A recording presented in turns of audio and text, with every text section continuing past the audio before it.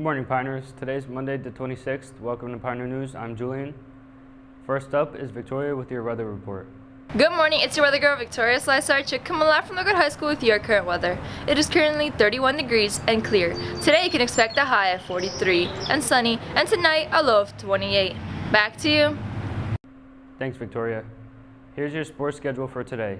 Lakewood Middle School baseball versus Point Pleasant Memorial School at Point Pleasant Middle School at 3:30 p.m. Lakewood Middle School softball versus Point Pleasant Memorial School at Point Pleasant Middle School at 3:30 p.m.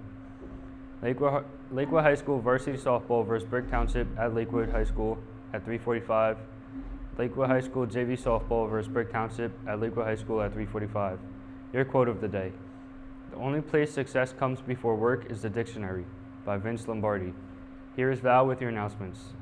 MD classes will be selling snacks and cold drinks on Wednesday, March 28th and Thursday, March 29th. Please show your support. Attention upcoming juniors and seniors, please pick up a Teen PEP application at school base if interested in joining Teen PEP for the 2018-2019 school year. And NHS will be selling Easter candy grams for $3. Get yours today. That's all the announcements we have for today. For today's daily segment, here's an episode of Fast Movies.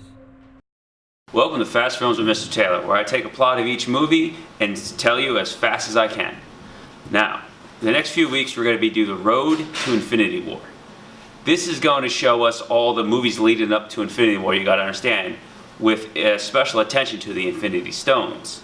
The first time we see an Infinity Stone is Captain America, the First Avenger. Alright, so we start off with the movie and we're in some Eastern European country and we're at like a church and these two guys are trying to like hide something from people. You hear a lot of commotion outside.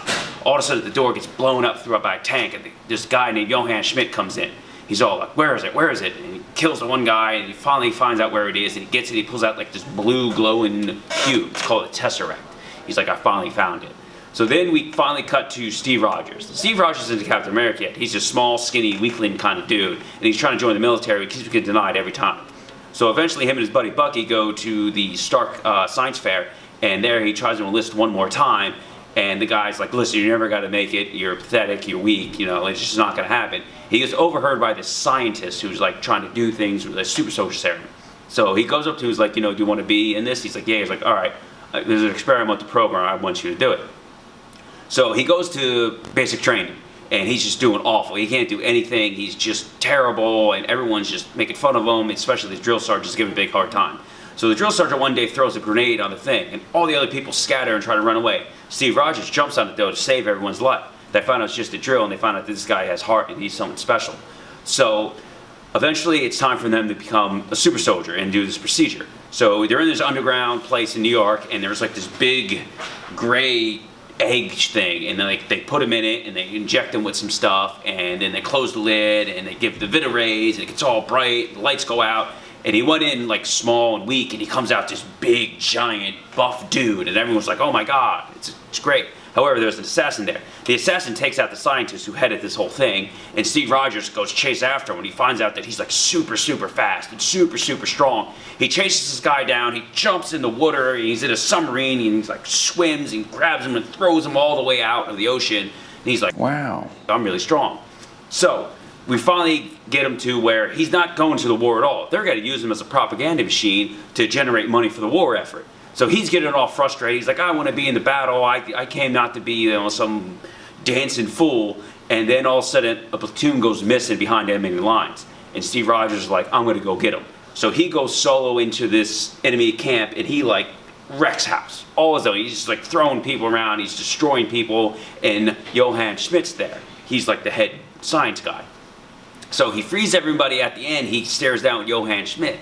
And they find out that Johann Schmidt was also a super soldier. He was the scientist who got killed first experiment. However, it scarred him. So he takes off his face, and he's actually the villainous Red Skull. And Steve Rogers is like, oh my god. So they finally part and go away, and Steve Rogers brings everyone back. There's this big celebration. Everyone thinks he's a hero. And then he's like, I need a team. We got to go get the Red Skull. He's dangerous. He's got the Tesseract. Which Johann Schmidt finally figures out and has now this unlimited power supply that he's just making this huge army.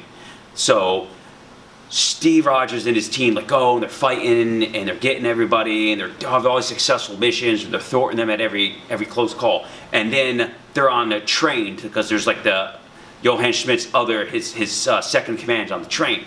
So they go on there, and his buddy Bucky Barnes, like his best friend from his childhood, gets like thrown off the train. He's like, "Oh, Bucky, no!" And then he goes to the Red Skull, and he goes and gets the second command guy, and they capture him. And then they get all this information about him, what Johann Schmitz is getting ready to actually like take out all the major cities in the entire world. Like this is gonna happen. So like, tactical nuke incoming!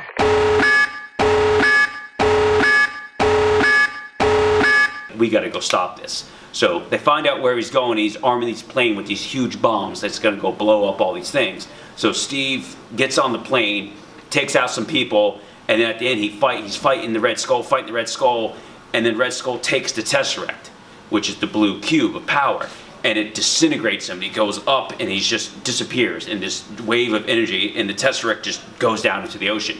So Steve goes onto the plane. It's too late. Like this plane's going down, and it's gonna go hit New York City. So Steve Rogers is like, I gotta sacrifice myself. I gotta put this plane into the ocean so it can't hurt anybody. So he's on the intercom with like his girlfriend at the time, and he's like, you know, he's talking to her. He's like, "Oh, you gotta save me that dance." And then the thing goes line. He crashes into Antarctica, and in the movie, however, at the very end, they're at Antarctica like years later, and they find like this giant ice, and there's like the Captain America shield, and he's all like, "I think we found something," and then it finds out that Captain America came out of frozen animation, and now he's in modern day in the movie. That's all we have today. I'm Julian. Thanks for watching, and go Piners.